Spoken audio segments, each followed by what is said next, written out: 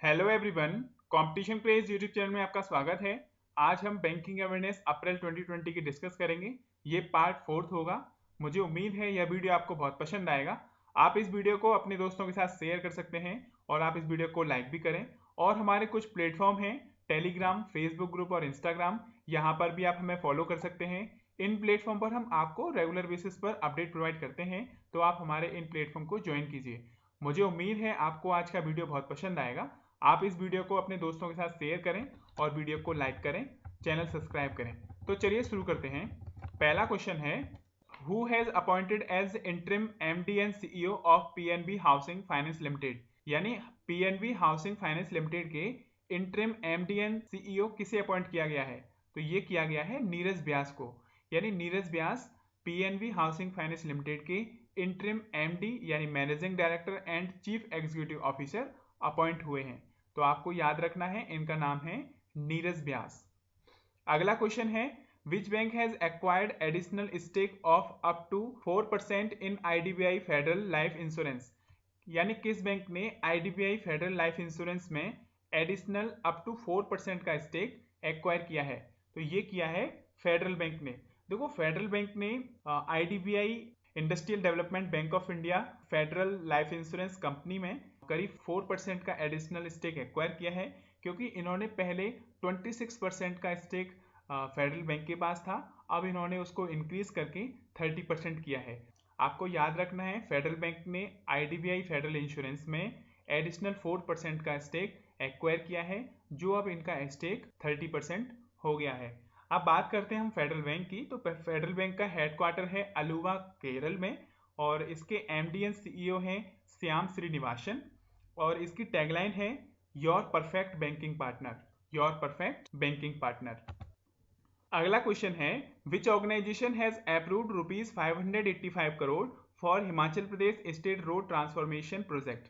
यानी किस ऑर्गेनाइजेशन ने Himachal Pradesh state road transformation project के लिए 585 करोड़ रुपए का फंड अप्रूव किया है? तो ये किया है वर्ल्ड बैंक ने। यानी वर्ल्ड बैंक ने हिमाचल प्रदेश की जो स्टेट रोड ट्रांसफॉर्मेशन प्रोजेक्ट है उसके लिए 585 करोड़ रुपीज यानी $82 मिलियन का जो फंड है वह अप्रूव किया है, क्योंकि इसके माध्यम से जो हिमाचल प्रदेश की जो रोड हैं या जो मेजर रोड हैं उनका अपग्रेडेशन किया जाए और उनमें मॉडिफिकेशन किया जाए, जिससे कि वहाँ की जो कनेक्टिविटी है उसको इम्प्रूव किया जाए। तो इस रोड प्रोजेक्ट को पब्लिक वर्क्स डिपार्टमेंट के माध्यम से हिमाचल प्रदेश में इस प्रोजेक्ट पर काम किया जा रहा है। ओके, अब हम बात करते हैं। देखो, लॉकडाउन के चलते इस प्रोजेक्ट में काफ़ी लेट लतीफ़ी हो रही है, तो इसको ध्यान में रखते हुए हिमाचल प्रदेश की गवर्नमेंट ने जो लोकल लेबर है उसका ऑप्टिमम यूज किया है, और साथ ही साथ जो इंटर डिस्ट्रिक्ट का जो मूवमेंट है जिसके माध्यम से जो कंस्ट्रक्शन मटेरियल है उसको कैरी किया जाएगा ट्रकों के माध्यम से, जिससे कि जो इस प्रोजेक्ट के अंतर्गत काम को फास्ट तरीके से किया जा सके। और साथ ही साथ जो हार्डवेयर शॉप्स हैं रिलेटिंग टू कंस्ट्रक्शंस वर्क, उनकी हेल्प भी ली जाएगी। तो आपको याद रखना है, वर्ल्ड बैंक ने हिमाचल प्रदेश गवर्नमेंट को रोड ट्रांसफॉर्मेशन प्रोजेक्ट के लिए 585 करोड़ रुपए का फंड अप्रूव किया है। ओके, अब बात करते हैं हम हिमाचल प्रदेश की। तो हिमाचल प्रदेश के मुख्यमंत्री हैं जयराम ठाकुर, और यहाँ के गवर्नर हैं बंडारू दत्तात्रेय। अब बात करते हैं कैपिटल की। तो हिमाचल प्रदेश की कैपिटल है शिमला, ये समर सीजन के लिए है, और धर्मशाला ये विंटर सीजन के लिए है। और यहाँ का स्टेट एनिमल है स्नो लिपियोड, स्नो लिपियोड। अब बात करते हैं वर्ल्ड बैंक की। तो वर्ल्ड बैंक का एस्टेब्लिशमेंट हुआ था 1944 में, और इसके प्रेसिडेंट हैं डेविड आर मलपास, और इसका हेडक्वार्टर है वॉशिंगटन डीसी, यूएसए में। अगला क्वेश्चन है, name the insurance company which has partnership with GOQII to launch a preventive health care platform basic GOQII को पेमेंट ऑप्शंस। यानी किस इंश्योरेंस कंपनी ने GOQII यानी गोकी कंपनी के साथ एक पार्टनरशिप की है, जिसमें वह हेल्थ प्लेटफॉर्म को बेसिक GOQII को ऑप्शंस के साथ एक प्रिवेंटिव हेल्थ मेजर्स प्रोवाइड करेगा? तो ये किया है बजाज आलियंस जनरल इंश्योरेंस ने। देखो, बजाज आलियंस जनरल इंश्योरेंस ने GOQII कंपनी के साथ एक पार्टनरशिप की है, जिसमें वह बेसिक GOQII को ऑप्शंस के माध्यम से हेल्थ केयर प्लेटफॉर्म को प्रिवेंटिंग रूप से इम्प्रूव किया जाएगा, जिससे कि लोगों की जो हेल्थ प्रोटेक्शन है उसको इम्प्रूव किया जाए। तो ये इन्होंने इस प्लेटफॉर्म को लॉन्च किया है। तो आपको याद रखना है, बजाज आलियंज जनरल इंश्योरेंस ने GOQII के साथ पार्टनरशिप की है। अब बात करते हैं हम बजाज आलियंज जनरल इंश्योरेंस की, तो इसका हेडक्वार्टर है पुणे महाराष्ट्र में और इसके CEO हैं तपन सिंगल और इसकी टैगलाइन है जियो बेफिकर। अगला क्वेश्चन है which company has acquired 3.36% share in subsidiary Hinduja Leyland finance, यानी किस कंपनी ने हिंदुजा लेलैंड फाइनेंस में 3.36% का स्टेक एक्वायर किया है। तो ये किया है अशोक लेलैंड ने। देखो हिंदुजा ग्रुप की एक सब्सिडरी है जिसका नाम है हिंदुजा लेलैंड फाइनेंस, उसको अशोक लेलैंड ने उसका 3.36% का जो स्टेक है उसको एक्वायर किया है।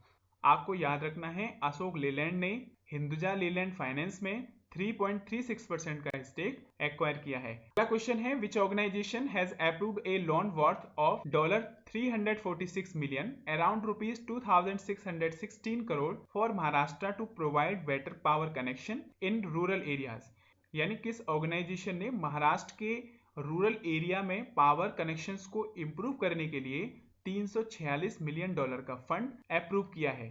तो ये किया है ADB ने, यानी एशियन डेवलपमेंट बैंक ने महाराष्ट्र स्टेट के जो रूरल एरियाज हैं वहां पावर कनेक्शंस को इंप्रूवमेंट करने के लिए या पावर कनेक्शंस को इंक्रीज करने के लिए गवर्नमेंट ऑफ महाराष्ट्र को $346 मिलियन करीब 2616 करोड़ रुपए का फंड अप्रूव किया है, जिसके माध्यम से जो रूरल एरियाज के जो पीपल हैं उनको इलेक्ट्रिसिटी कनेक्शंस प्रोवाइड किए जाएं जिससे कि वह इलेक्ट्रिसिटी को यूज कर सकें। तो आपको याद रखना है ADB ने $346 मिलियन का फंड पावर कनेक्शंस के लिए महाराष्ट्र के रूरल एरियाज में प्रोवाइड किया है।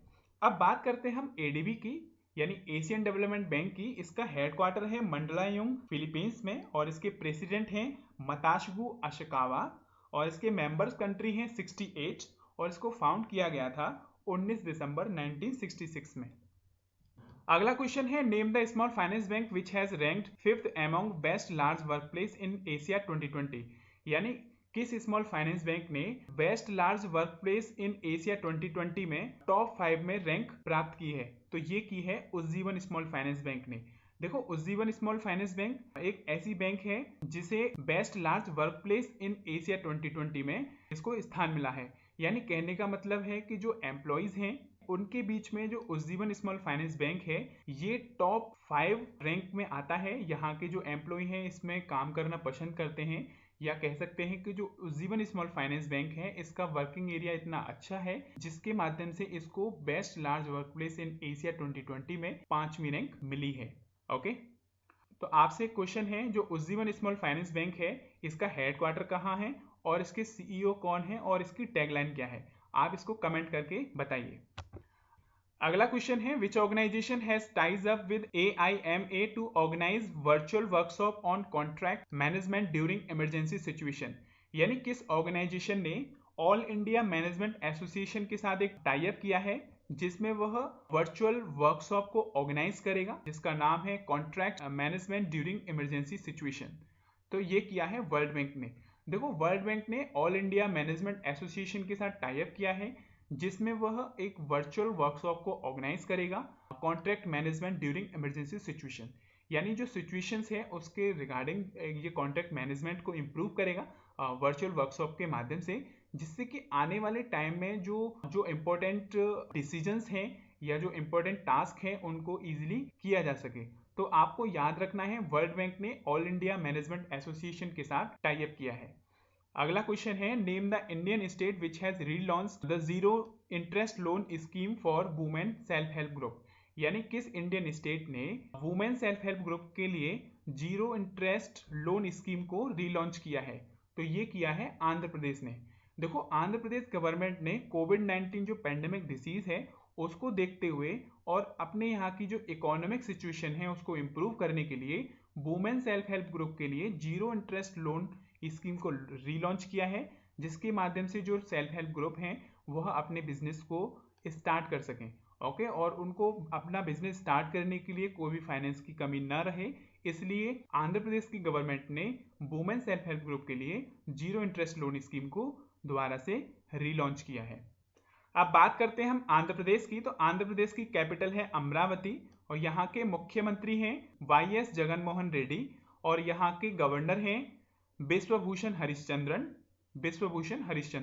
तो आपको याद रखना है आंध्र प्रदेश गवर्नमेंट ने वुमेन सेल्फ हेल्प ग्रुप के लिए जीरो इंटरेस्ट लोन स्कीम को रीलॉन्च किया है। अगला क्वेश्चन है which company has acquired entire 100% equity shares of Larsens and टर्बो कैपिटल मार्केट्स, यानी किस कंपनी ने लार्जन्स एंड टर्बो कैपिटल मार्केट्स के 100% शेयर को एक्वायर किया है। तो ये किया है IIFL wealth and assets management ने।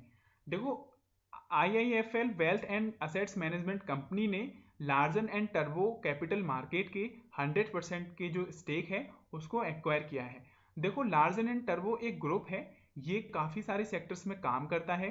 तो इनकी एक कंपनी है जो कैपिटल मार्केट में काम करती है, उसको IIFL wealth and assets management company ने उसके 100% शेयर को एक्वायर किया है।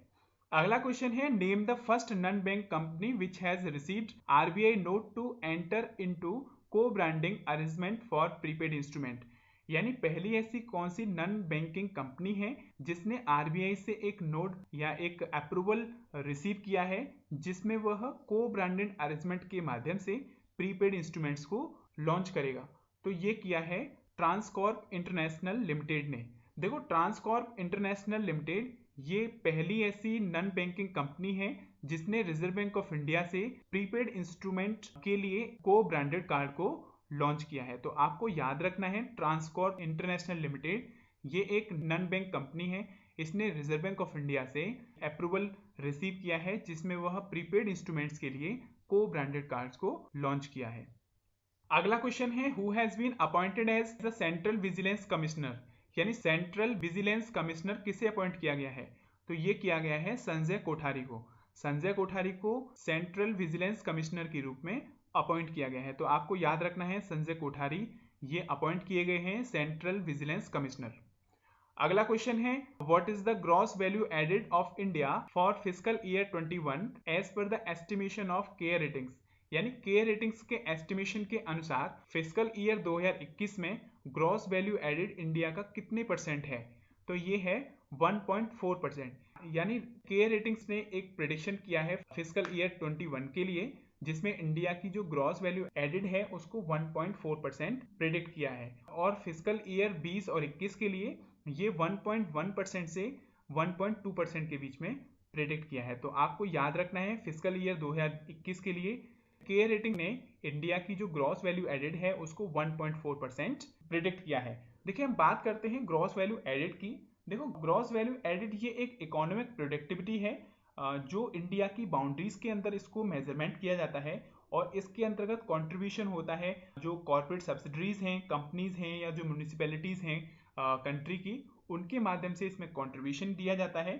ये मैन्युफैक्चरिंग और सर्विस सेक्टर में इसको इंक्लूड किया जाता है। यानी हम कह सकते हैं इंडिया में जो गुड्स एंड सर्विसेज प्रोड्यूस होती हैं जिसमें से कॉस्ट ऑफ ऑल इनपुट्स होते हैं उसको माइनस करने के बाद जो वैल्यू होती है उसको हम ग्रॉस वैल्यू एडेड कहते हैं। तो आपको याद रखना है केयर रेटिंग्स ने फिस्कल ईयर 2021 के लिए 1.4% प्रेडिक्ट किया है।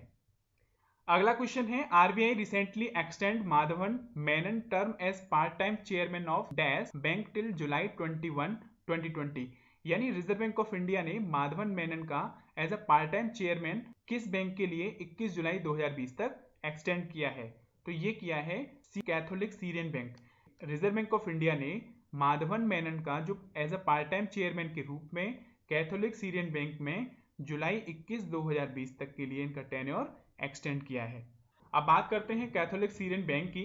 तो इसका हेडक्वार्टर है थ्रिसुर केरला में, और इसकी टैगलाइन है सपोर्ट ऑल द वे। तो आपको याद रखना है कैथोलिक सीरियन बैंक के जो पार्ट टाइम चेयरमैन हैं जिनका नाम है माधवन मेनन, उनका टर्म 21 जुलाई 2020 तक एक्सटेंड किया है। अगला क्वेश्चन है name the company which has launched 20 hydrogen fuel bus and cars for Leh and New Delhi, यानी किस कंपनी ने 20 हाइड्रोजन फ्यूल बसेस को लॉन्च किया है जो लेह और दिल्ली में इनको चलाया जाएगा। तो ये किया है NTPC विद्युत व्यापार निगम लिमिटेड ने। देखो NTPC विद्युत व्यापार निगम लिमिटेड ने 20 हाइड्रोजन फ्यूल बसेस और कार को लॉन्च किया है जिन्हें लेह और न्यू दिल्ली में चलाया जाएगा। तो आपको याद रखना है NTPC विद्युत व्यापार लिमिटेड ने 20 हाइड्रोजन बस और कार को लॉन्च किया है। अगला क्वेश्चन है, reserve bank of India has launched special liquidity facility ₹50,000 crore for mutual funds and conduct repo operation of days tenure at the fix repo rate. यानी रिजर्व बैंक ऑफ इंडिया ने special liquidity facility को launch किया है। इसके माध्यम से 50,000 crore rupees को mutual funds और रेपो ऑपरेशंस के माध्यम से फिक्स रेपो रेट पर कितने दिन के लिए दिया जाएगा? तो ये दिया जाएगा 90 डेज के लिए। देखो, रिजर्व बैंक ऑफ इंडिया ने एक स्पेशल लिक्विडिटी फैसिलिटी को लॉन्च किया है।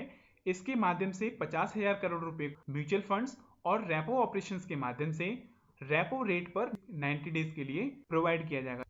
अगला क्वेश्चन है, which among the following company bank has acquired 6.43% stake in Reliance capital through एवोकेशंस।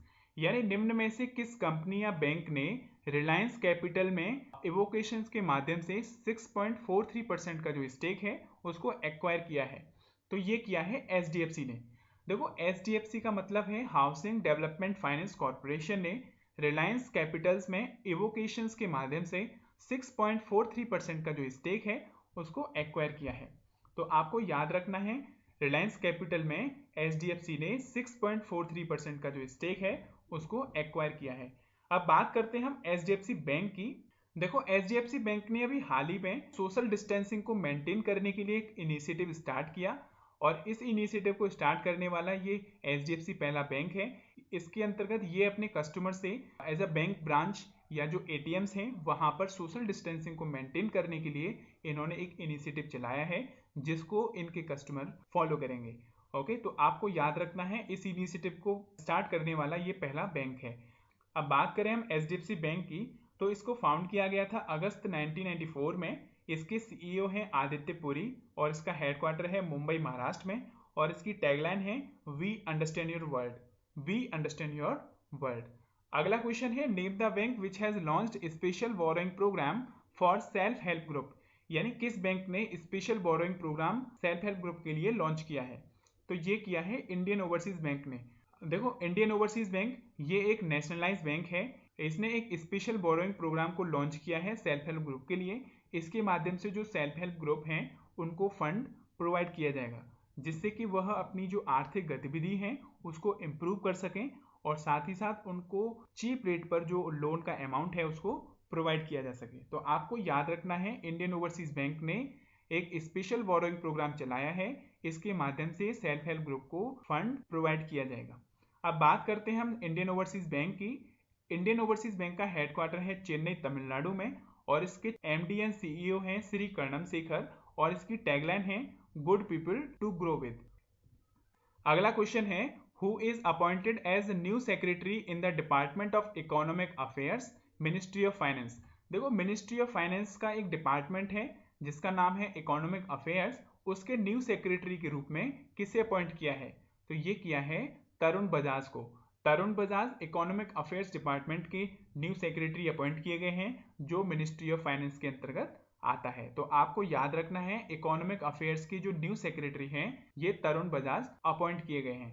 अब बात करते हैं मिनिस्ट्री ऑफ फाइनेंस की। इसका हेडक्वार्टर है न्यू दिल्ली में और इसके फाइनेंस मिनिस्टर हैं निर्मला सीतारमण और स्टेट फाइनेंस मिनिस्टर हैं अनुराग ठाकुर।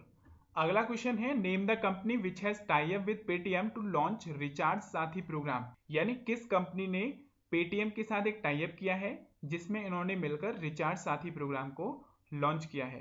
तो ये किया है वोडाफोन आइडिया ने। देखो, वोडाफोन आइडिया ने पेटीएम के साथ मिलकर एक प्रोग्राम लॉन्च किया है जिसका नाम है रिचार्ज साथी। इसके अंतर्गत जो वोडाफोन और आइडिया के जो कस्टमर हैं वह रिचार्ज साथी प्रोग्राम पेटीएम के प्लेटफॉर्म से आप एक्सेस कर सकते हैं। आप इसके माध्यम से आप अपने वोडाफोन और आइडिया की जो फोन हैं उनको रिचार्ज कर सकते हैं। तो आपको याद रखना है, रिचार्ज साथी प्रोग्राम ये पेटीएम ने वोडाफोन और आइडिया के साथ मिलकर लॉन्च किया है। अगला क्वेश्चन है, India has extended $150 million foreign currency swap support to which country to help reduce the impact of the corona virus. यानी इंडिया ने $150 मिलियन का जो फॉरेन करेंसी स्वैप है ये किस कंट्री के साथ एक्सटेंड किया है जिससे कि कोरोना वायरस का जो इम्पैक्ट है उसको कम किया जा सके? ये किया है मालदीव के साथ। देखो, इंडिया ने मालदीव के साथ $150 मिलियन का जो फंड है उसको करेंसी स्वैप के माध्यम से सपोर्ट प्रोवाइड करेगा जिसके अंतर्गत कोरोना वायरस का जो इम्पैक्ट है उसको कम किया जा सके। ओके, तो आपको याद रखना है इंडिया ने मालदीव के साथ $150 मिलियन का फॉरेन करेंसी स्वैप डील की है। इसके माध्यम से मालदीव कंट्री को कोरोना वायरस को जो इम्पैक्ट है उसको कम करने में हेल्प मिलेगी। अब बात करते हैं मालदीव की। तो मालदीव की कैपिटल है माले और यहाँ करेंसी चलती है मालदीवियन रुपया और यहाँ के प्रेसिडेंट हैं इब्राहिम मोहम्मद सोलेह। अगला क्वेश्चन है which organisation has approved loan $1.5 billion to India combat कोविड-19। यानी किस ऑर्गेनाइजेशन ने इंडिया को कोरोना वायरस यानी कोविड-19 से कॉम्बैट करने के लिए $1.5 बिलियन का फंड अप्रूव किया है। तो ये किया है एडीबी ने, यानी एशियन डेवलपमेंट बैंक ने भारत को कोविड-19 से फाइट करने के लिए $1.5 बिलियन का फंड अप्रूव किया है। अगला क्वेश्चन है name the bank which has acquired 29% stake in max life insurance for ₹1600 crore. यानी किस बैंक ने मैक्स लाइफ इंश्योरेंस कंपनी में 29% स्टेक को 1600 करोड़ रुपए में एक्वायर किया है। तो ये किया है एक्सिस बैंक ने। देखो एक्सिस बैंक ने अभी हाल ही में मैक्स लाइफ इंश्योरेंस के साथ एक डील की है जिसमें वह 29% का स्टेक एक्वायर करेगा करीब 1600 करोड़ रुपए में। तो आपको याद रखना है मैक्स लाइफ इंश्योरेंस के जो शेयर हैं वह एक्सिस बैंक ने 29% एक्वायर किए हैं, जो ये डील 1600 करोड़ रुपए की है। अब बात करें एक्सिस बैंक की, तो इसका हेडक्वार्टर है मुंबई महाराष्ट्र में और इसके चीफ एग्जीक्यूटिव ऑफिसर हैं अमिताभ चौधरी और इसको फाउंड किया गया था 3 दिसंबर 1993 में और इसकी टैगलाइन है बढ़ती का नाम जिंदगी। अगला क्वेश्चन है G20 recently launched ACT accelerator initiative to make कोविड-19 treatment available for all. What does A represent in ACT। यानी G20 ने हाल ही में ACT एक्सेलरेटर इनिशिएटिव को लॉन्च किया है जिसके माध्यम से कोविड-19 जो पेंडेमिक डिजीज है उसके लिए सभी को ट्रीटमेंट प्रोवाइड किया जा सके। तो आपसे पूछा है जो ACT है इसमें ए क्या रिप्रेजेंट करता है, तो ये करता है एक्सेस। देखो ACT की फुल फॉर्म होती है एक्सेस टू कोविड-19 टूल एक्सेलरेटर। ओके, तो यानी G20 ने अभी हाल ही में एक्सेस टू कोविड-19 टूल एक्सेलरेटर इनिशिएटिव को लॉन्च किया है। इसके माध्यम से जो कोविड-19 डिसीज है उसको सभी को ट्रीटमेंट दिया जा सके। तो आपको याद रखना है ACT की फुल फॉर्म है एक्सेस टू कोविड-19 टूल्स एक्सेलरेटर। अब बात करते हैं हम G20 की। G20 में 20 नेशंस आते हैं जिसमें Argentina, Australia, Brazil, Canada, China, Germany, France, India, Indonesia, Italy, Japan, Mexico, Russia, Saudi Arab, South Africa, South Korea, Turkey, United Kingdom, USA और यूरोपियन यूनियन, ये 20 नेशंस आते हैं। और 2020 में जो G20 की जो प्रेसिडेंसी है ये सऊदी अरब ने की है। ओके, अच्छा तो आप बताइए सऊदी अरब की जो प्रिंस हैं उनका नाम क्या है, आप कमेंट करके बताइए। अगला क्वेश्चन है according to CRISIL research report dash state retain its first position in terms of total installed renewable capacity in financial year 2020। यानी कि क्रिसिल रिसर्च रिपोर्ट के अनुसार कौन सा ऐसा स्टेट है जिसने फर्स्ट पोजीशन प्राप्त की है total installed renewable capacity financial year 2020 में, तो ये की है कर्नाटक ने। देखो क्रिसिल रिसर्च ने अभी एक रिपोर्ट जारी की जिसमें बताया कि कर्नाटक एक ऐसा स्टेट है जिसने फाइनेंशियल ईयर 2020 में सबसे ज़्यादा जो टोटल रिन्यूएबल कैपेसिटी है उसको इंस्टॉल किया है। ओके, तो आपको याद रखना है क्रिसिल ने एक रिपोर्ट निकाली जिसमें बताया कि देश में सबसे ज़्यादा कर्नाटक ने जो टोटल रिन्यूएबल कैपेसिटी है उसको फाइनेंशियल ईयर 2020 में सबसे ज़्यादा इंस्टॉल किया और इंस्टॉल करने के बाद यह देश का पहले स्थान पर आ गया। तो आपको याद रखना है टोटल जो इंस्टॉलेशन रिन्यूएबल जो कैपेसिटी है वह कर्नाटक ने इंस्टॉल की है। अगला क्वेश्चन है who has been appointed as chairperson of public enterprise selection board. यानी पब्लिक एंटरप्राइज सिलेक्शन बोर्ड के चेयरपर्सन के रूप में किसे अपॉइंट किया गया है, तो ये किया गया है राजीव कुमार को। तो आपको याद रखना है पब्लिक एंटरप्राइज सिलेक्शन बोर्ड के चेयरपर्सन के रूप में राजीव कुमार को अपॉइंट किया गया है। देखो इसमें ऑप्शन सी है रजनीश कुमार। रजनीश कुमार ये इंडियन बैंक एसोसिएशन और स्टेट बैंक ऑफ इंडिया के चेयरमैन हैं। तो आपको याद रखना है रजनीश कुमार ये स्टेट बैंक ऑफ इंडिया और इंडियन बैंक एसोसिएशन के चेयरपर्सन हैं और ये जो राजीव कुमार हैं ये पब्लिक एंटरप्राइज सिलेक्शन बोर्ड के चेयरपर्सन अपॉइंट किए गए हैं। तो फ्रेंड्स यही थे कुछ important banking awareness question April month 2020 के। मुझे उम्मीद है यह वीडियो आपको बहुत पसंद आया होगा। आप इस वीडियो को अपने दोस्तों के साथ शेयर करें और हमने इस वीडियो का पीडीएफ लिंक आपको टेलीग्राम चैनल पर प्रोवाइड किया है, वहां से आप इस पीडीएफ को डाउनलोड कर सकते हैं। मुझे उम्मीद है यह वीडियो आपको बहुत पसंद आया होगा। आप इस वीडियो को लाइक करें, चैनल को सब्सक्राइब करें और हाँ, चैनल को सब्सक्राइब करते समय बेल आइकन पर प्रेस करना ना भूलें, जिससे कि आपको हमारे रेगुलर नोटिफिकेशंस मिलते रहें। तो फ्रेंड्स, यही था आज का video. Thank you friends, have a nice day.